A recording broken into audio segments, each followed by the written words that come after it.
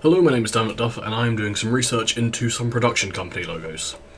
So the production companies I decided to look at were Universal, 20th Century Fox and Studio Canal. So we've got two kind of big corporate names and one indie name. So with the Universal logo, it's a really well-known production company. It's owned by Comcast, one of the big six of media. The first form of the Universal logo was shown back in 1917, where it was known as Universal Films, the Transatlantic Film. The logo represented Saturn with its ring, which symbolises the word Universal.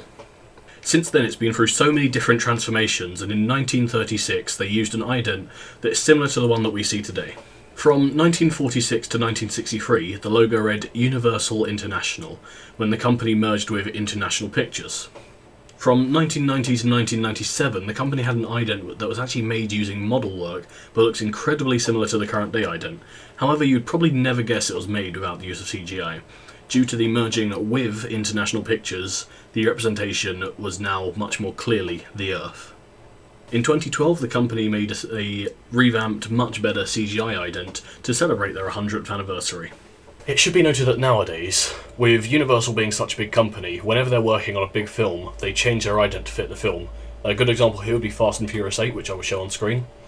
And this is obviously so that whenever you're watching the ident, you feel it has some sort of connection to the film that you're watching.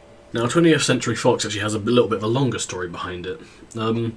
William Fox founded Fox Film Corporations in 1915. It was a merge of two of his companies called Greater New York Film Rental and the Fox Office Attractions Company. Before 1930, the company was going to merge with MGM, but due to the stock market crash, the deal didn't go through. Fox Films was going into bankruptcy, and after attempting to bribe a judge after perjury, William Fox lost control of the company.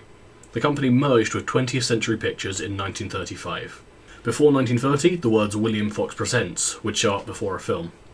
After 1930, the title was changed to Fox Films Corporation Presents. In 1935, the Fox Films Company was added to the 1933 20th Century Pictures logo, which is now the first form of the famous 20th Century Fox logo. Pictures was simply replaced by Fox in this context. Over the years, it's kind of simply developed, and then in 1994, the first CGI version of the logo was used. Previously, the logo had been painted. And then for my indie company, I'm looking at Studio Canal. Now, Studio Canal is a subsidiary of the Le Studio Canal Plus group. The first iteration of the Canal Plus logo that I could find was from 1992. Studio Canal's website states that they were established in 1999 and their first logo was used in 2000. The logo has been modernised a couple of times and the current logo has existed since 2011.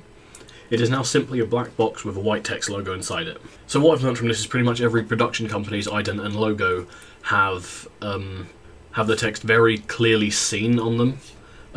With big companies such as 20th Century Fox and Universal, they tend to have something to represent them, such as Universal originally being Saturn and then moving onto a kind of ident of Earth, whereas 20th Century Fox kind of had that, big 20th century, all the lights are upon it, it's a big film sort of company-based idea.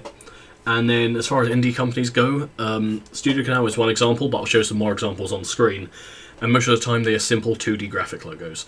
So what we're going to probably try and go for our production company logos, maybe something in the middle of that. We're going to try and keep it minimalistic, but we're also going to try and have something that represents it as part of the ident.